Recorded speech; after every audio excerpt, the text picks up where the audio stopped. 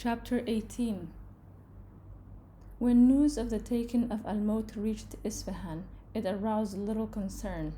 The city was much more interested in the conflict which was currently raging between Nizam and the palace. Tarkan Khatun had not pardoned the vizier for the operation he had conducted against her family's preserve. She urged Malik Shah to rid himself of his overpowerful vizier with no further ado. For the Sultan to have had a tutor upon his father's death, she pronounced absolutely normal, as he was then only 17 years old.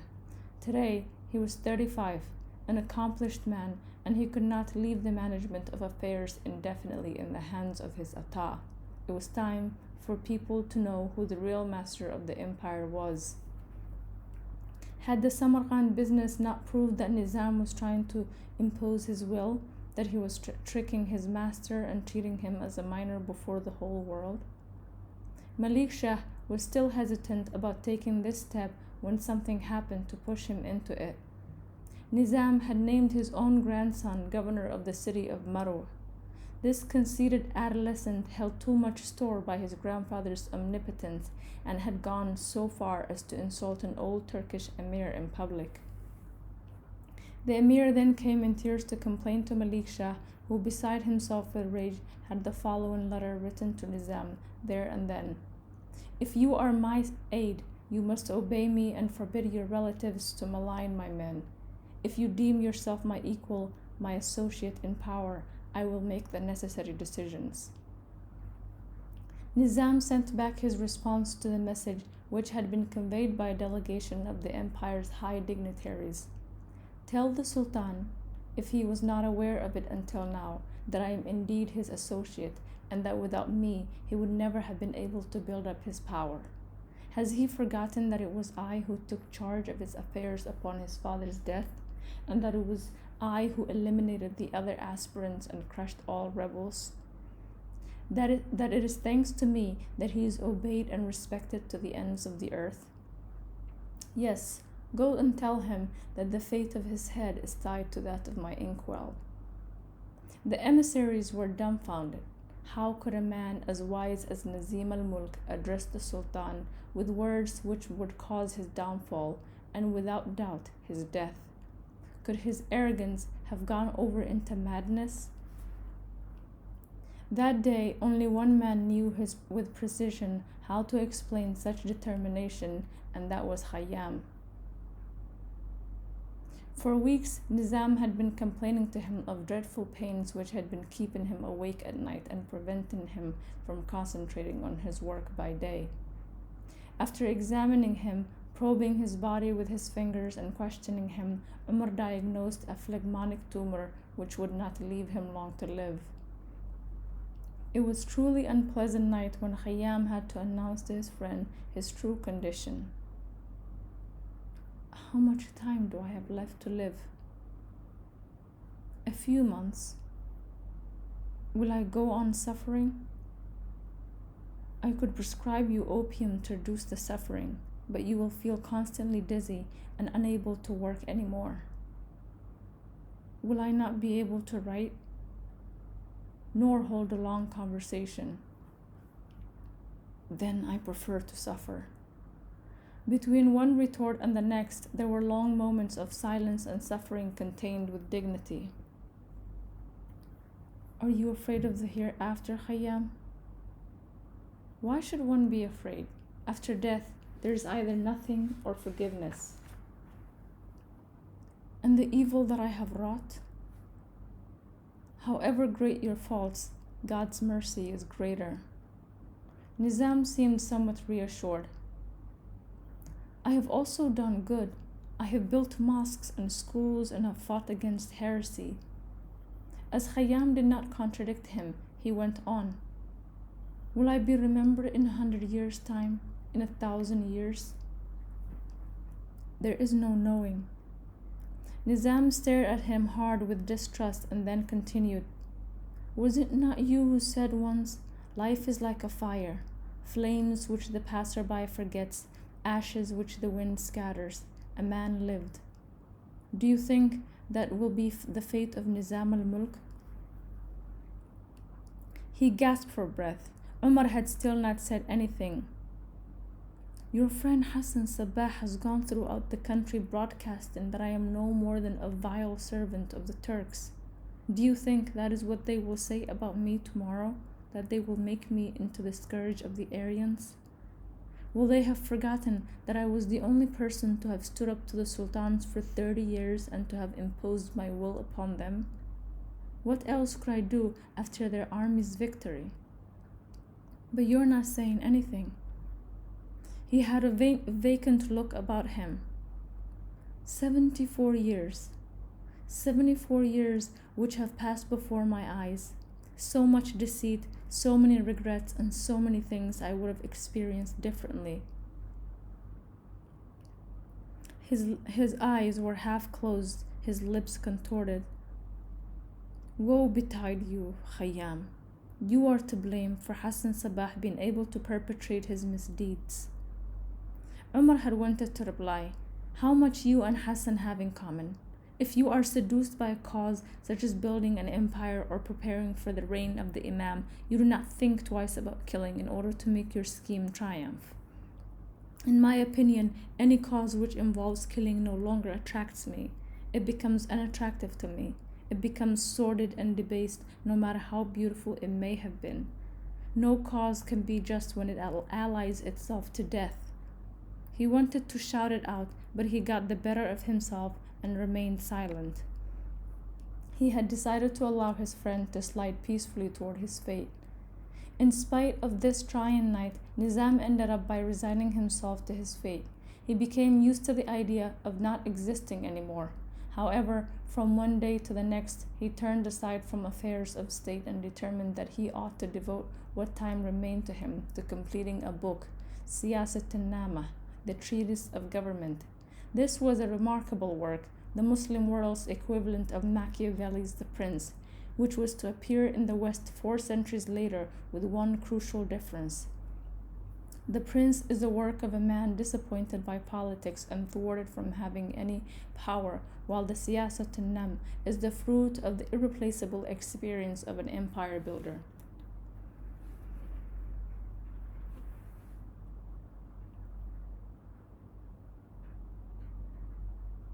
Thus, at the very moment when Hassan Sabah had just conquered the unassailable sanctuary of which he had long dreamt, the empire's strongman was concerned only with his own place in history. He preferred words of truth over pleasantries and was prepared to defy the Sultan to the very end. It could be said that he wanted a spectacular death, a death that befitted him. He was to obtain it.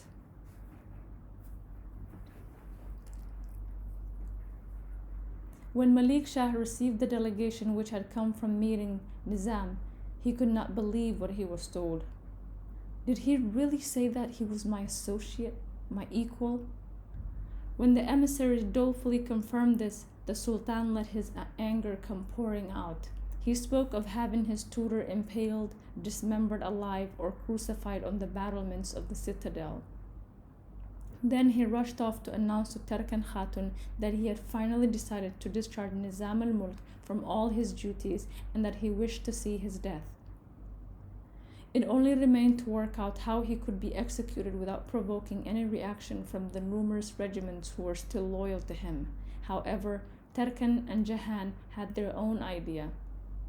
Since Hassan also wanted to see Nizam dead, why not facilitate the matter for him?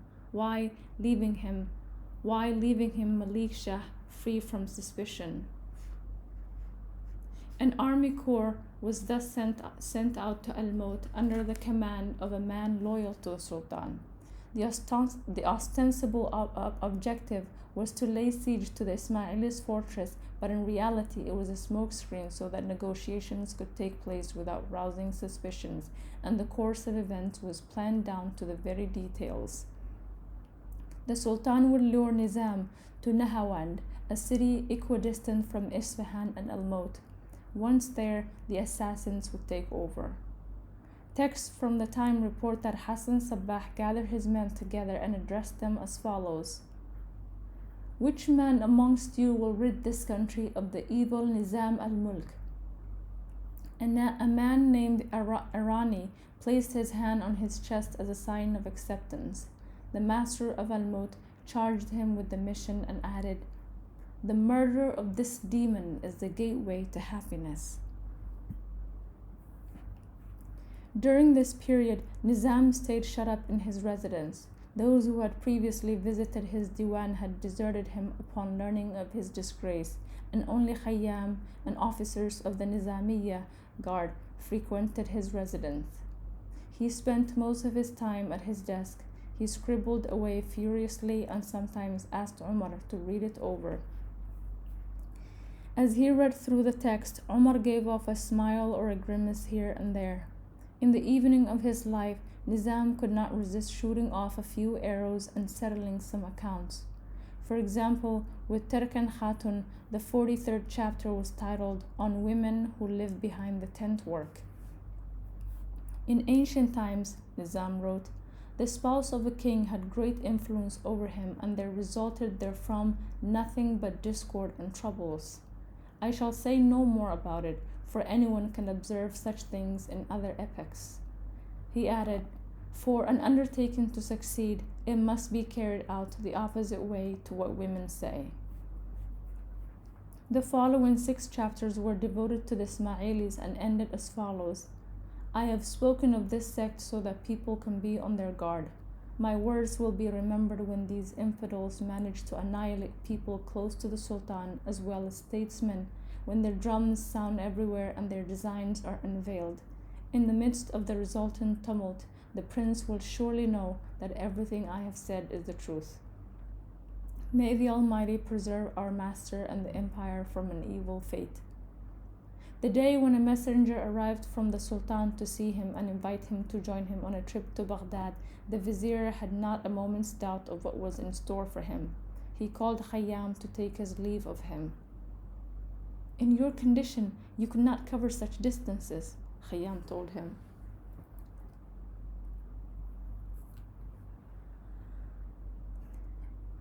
In my condition, nothing matters anymore, and it is not the journey which will kill me. Umar was lost for words. Nizam kissed him and dismissed him amicably before going to bow before the man who had condemned him.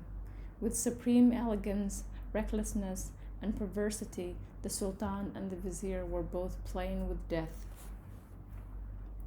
When they were en route for the place of trial, Malik Shah questioned his father. How long do you think you will yet live? Nizam replied without a hint of hesitation. A long time, a very long time. The Sultan was distraught. You can still get away with being arrogant with me, but with God, how can you be so sure? You ought to call upon His will to be done, for He is the arbiter of life. I replied thus because I had a dream last night. I saw our Prophet, God bless and preserve him. I asked him when I was going to die, and I received a reassuring response. Malik Shah grew impatient. What reply? The Prophet told me, you are a pillar of Islam. You behave properly toward those around you. Your existence is of value to the believers, and thus I am giving you the privilege of choosing when you will die. I replied, God forbid, what a man could choose such a day. One would always want more, and even if I determined the most distant date possible, I would live on obsessed by its approach. On the eve of that day, whether it were in a month or 100 years' time, I would shake with fear. I do not wish to choose the date. The only favor I ask, beloved Prophet, is not to outlive my master, Sultan Malik Shah.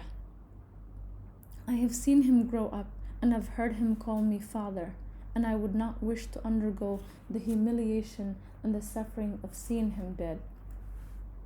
Granted, said the Prophet to me, you will die 40 days before the Sultan.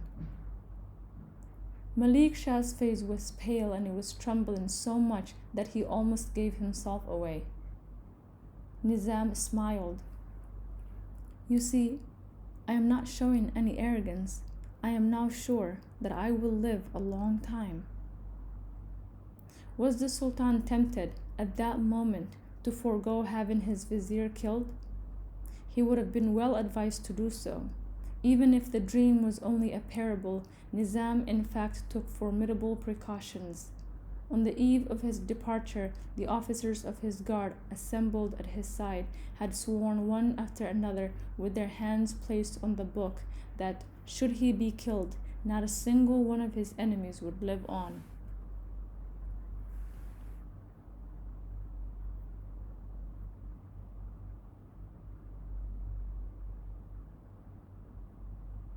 Chapter 19. In the Seljuk Empire, at a time when it was the most powerful empire in the world, a woman dared to take power with her bare hands.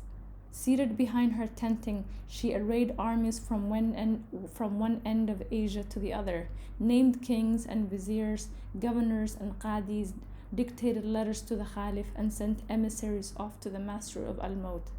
To emirs who grumbled upon hearing her give orders to the troops, she responded, Here it is the men who make war, but it is the women who tell them against whom to fight. In the Sultan's harem, she was nicknamed the Chinese woman. She had been born in Samarkand to a family originally from Kashgar, and like her elder brother Nasr Khan, her face showed no intermingling of blood, neither the Semitic features of the Arabs nor the Aryan features of the Persians. She was Malik Shah's oldest wife by far. When she married him, he was only 9 years old and she was 11. She waited patiently for him to mature.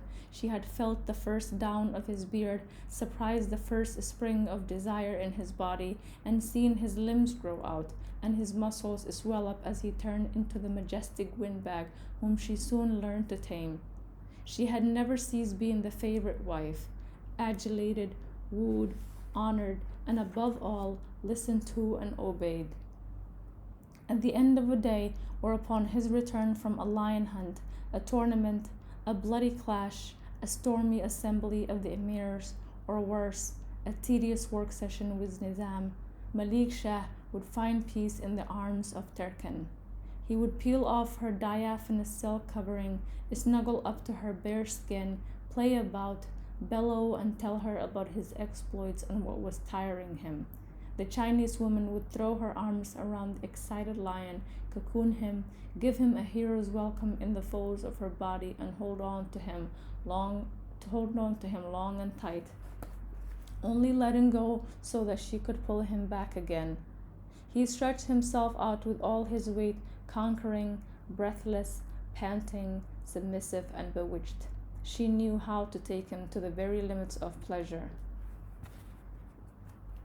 Then, gently, his thin fingers would start to trace her eyebrows, her eyelashes, her lips, her earlobes, and the lines of her moist neck. The lion was subdued. He was purring, grown sluggish, smiling. Turkan's words would then flow into the hollows of his soul. She would speak of him, of herself and their children. She would tell him anecdotes, recite poems for him, whisper parables laden with teachings. He was never bored for a second in her arms, and he resolved to stay with her every evening. In his own rough, childish, and animal way, he loved her and was to love her until his last breath. She knew that he could refuse her nothing, and it was she who planned his conquest of the moment, his mistresses or provinces. In the whole empire, she had no rival other than Nizam, and in this year of 1092, she was on the verge of felling him.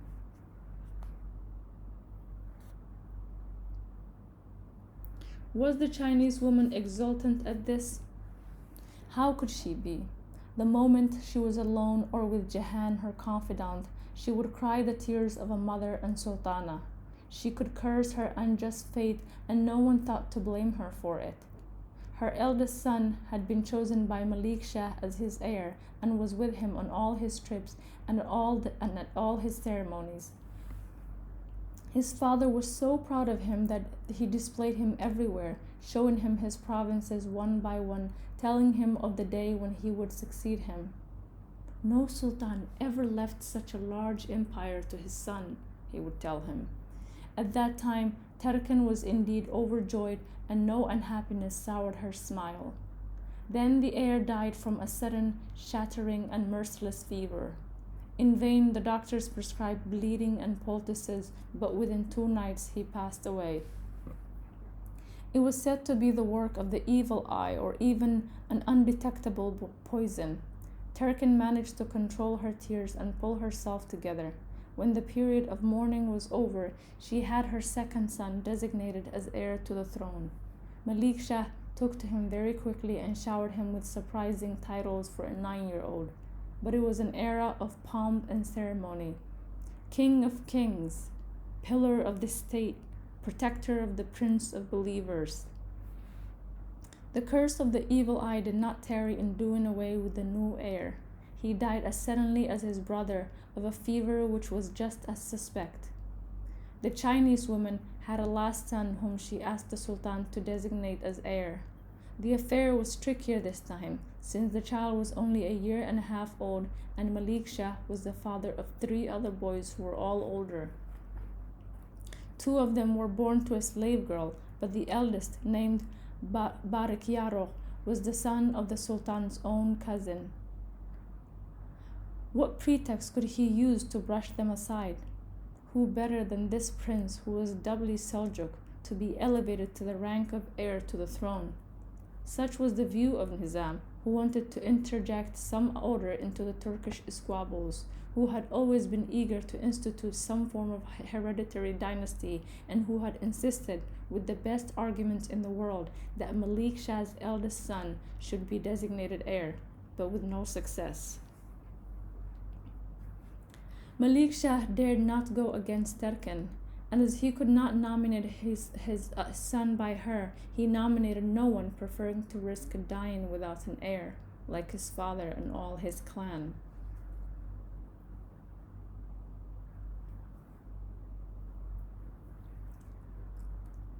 Terken was not satisfied, and would not be until her lineage was duly assured.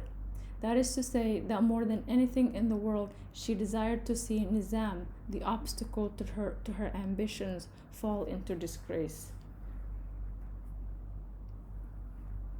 In order to obtain his death warrant, she was ready to use intrigue or issue other threats, and day after day she followed the negotiations with the assassins. She had accompanied the Sultan and his vizier on their journey to Baghdad. She was keen to be there for the execution. It was Nizam's last meal. The supper was an iftar, the banquet which marks the break of the fast of the 10th day of Ramadan. Dignitaries, courtiers, and emirs of the army were all unusually abstemious out of respect for the holy month. The table was laid inside a huge yurt. Slaves carried torches to enable people to choose their food. 60 ravenous hands stretched toward the huge silver platters, the best piece of camel or lamb, and the choicest legs of partridge skimming off flesh and sauce. They divided the food, ripped it apart, and devoured it. If someone found himself in possession of a particularly toothsome item, he would offer it to a neighbor he wished to honor. Nizam was eating little. That evening he was suffering more than usual. His chest was on fire, and his insides felt as if they were being churned by the hand of an invisible giant. He was making an effort to hold himself upright. Malik Shah was at his side, munching everything his neighbors passed to him. From time to time he was seen to look at his vizier out of the corner of his eye, thinking that he must be afraid. Suddenly he stretched his hand toward a plate of black figs, selected the plumpest, and offered it to Nizam, who accepted it politely and bit into it. What savor could figs have when one was 3 times condemned by God, the Sultan, and the assassins? By the time the iftar was over, it was already night. Malik Shah jumped up in a hurry to go and join his Chinese woman and tell her about the vizier's grimaces. Nizam leaned on his elbows and hoisted himself up with some effort.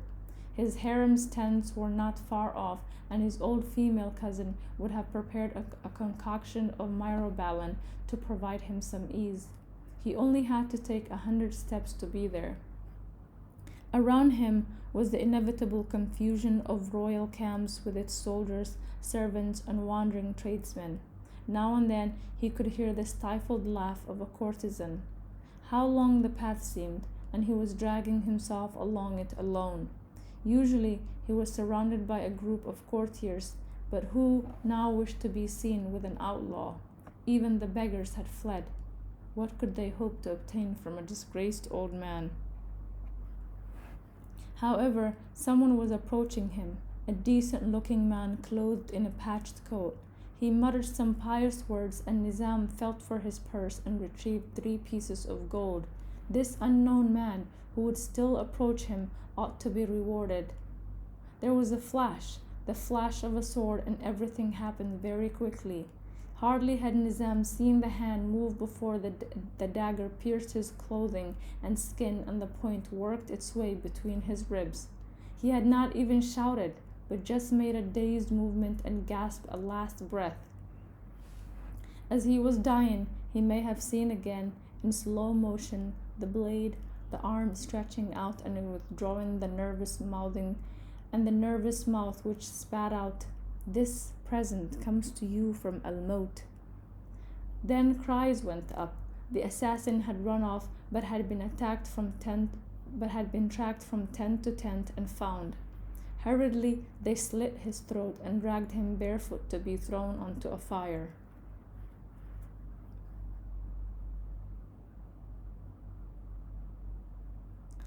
In the years and decades to come, innumerable messengers from Al-Maut would meet the same death, the only difference being that they would not attempt to flee. "It is not enough to kill our enemies," Hassan taught them. "We are not murderers but executioners. We must act in public as an example. By killing one man, we terrorize 100,000. However, it is not enough to execute and terrorize. We must also know how to die. For if, by killing, we discourage our enemies from undertaking any action against us, by dying in the most courageous fashion, we force the masses to admire us. And from their midst, men will come to join us. Dying is more important than killing. We kill to defend ourselves, but we die to convert and to conquer. Conquering is the aim we are seeking. Defending ourselves is only a means thereto." Assassinations generally took place on Friday in the mosque, at the moment of solemn prayer and in front of the assembled people. The victim, be he vizier, prince, or religious dignitary, would arrive surrounded by an imposing guard. The crowd would be impressed, submissive, and admiring. The emissary from Al-Maut would be there somewhere in the most unexpected of disguises, as a member of the guard, for example. At the moment when everyone's gaze was on the victim, he would strike. The victim would die, and the executioner would not move, but would yell out a formula he had learned, and with a smile of defiance would wait to be set upon by the furious guards, and then ripped limb from limb by the frightened crowd. The message had been delivered. The successor to the person who had been assassinated would make himself more conciliatory toward Al-Maut, and there would be a score or 200 conversions amongst those present.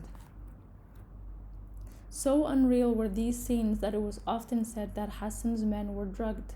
How otherwise could it be explained that they went to their deaths with a smile? Some credence was given to the assertion that they were acting under the influence of hashish, and it was Marco Polo who popularized this idea in the West. Their enemies in the Muslim world would contemptuously call them hashishiyun, hashish smokers. Some Orientalists thought that this was the origin of the word assassin, which in many European languages has become synonymous with murderer. The myth of the assassins was more terrifying yet. The truth is different. According to texts which have come down to us from Al-Maut, Hassan liked to call his disciples Asasiyun, meaning people who are faithful to the Asas, the foundation of the faith. This is the word misunderstood by foreign travelers, which seems similar to hashish. Hassan Sabbah indeed had a passion for plants, and he had a miraculous knowledge of their curative, sedative, or stimulative characteristics. He himself grew all sorts of herbs and looked after his adepts when they were ill, knowing what potions to prescribe for them to revive their constitution. Thus, we know one of his recipes which was intended to stimulate his disciples' minds and render them more adept at their studies. It was a mixture of honey, pounded nuts, and coriander, and was considered a very agreeable medicine. However, we must go by the evidence in spite of the tenacity and allure of tradition. The assassins had no drug other than straightforward faith, which was constantly reinforced by the intense instruction, the most efficient organization, and the strictest apportionment of tasks. At the top of the hierarchy sat Hassan, the Grand Master, the supreme preacher, the possessor of all the secrets. He was surrounded by a handful of missionaries, the da'is, amongst whom there were 3 commissioners, one for Eastern Persia, Khorasan and Kohistan and Transoxania, one for Western Persia, Iraq, and one for Syria. Immediately under them were the companions, the rafiqs, the cadres of the movement. After receiving adequate instruction, they were entitled to command a fortress and to lead the organization at the city or province level. The brightest would one day be missionaries. Lower down the hierarchy were the lasik, literally those who were attached to the organization. They were the rank and file believers with no particular predisposition to studies or violent action. They included many shepherds from the Al-Maut region and a number of women and old men. Then came the mujibs, the answerers, who were in fact the novices. They received some preliminary teaching, and then, according to their capability, they were directed toward deeper studies in order to become companions toward the body of the believers, or toward the category which symbolized in the eyes of the Muslims of the time the real power of Hassan Sabbah, the class of the fida'is, those who sacrificed themselves. The Grand Master chose them from among the disciples who had huge reserves of faith, skill, and endurance, but little aptitude for study. He never sent to his death a man who could become a missionary. The training of a fida'i was a delicate task to which Hassan devoted himself with a passion. The fida'i would learn how to keep his dagger hidden, how to unsheath it with stealth and plunge it into the victim's heart or into his neck if he was wearing a coat of mail, how to handle homing pigeons and memorize codes to be used for rapid and secret communication with Al-Maut. Sometimes the fida'i would have to learn a dialect or a regional accent, or how to infiltrate a foreign environment and be part of it for weeks or months, lulling all distrust while awaiting the most propitious moment to strike. He would learn how to stalk his prey like a hunter, making a careful study of his behavior, his clothing, his habits, and at what time he went out and returned. Sometimes, when the victim was an exceptionally well-protected personage, he would have to find a means to be employed by him, to get near to him, and form a bond with some of his circle. It was told that in order to execute one of their victims, 2 fida'is lived for 2 months in a Christian convent, passing themselves off as monks. Such a remarkable talent for disguise and dissimulation could in no way have gone hand in hand with the use of the hashish.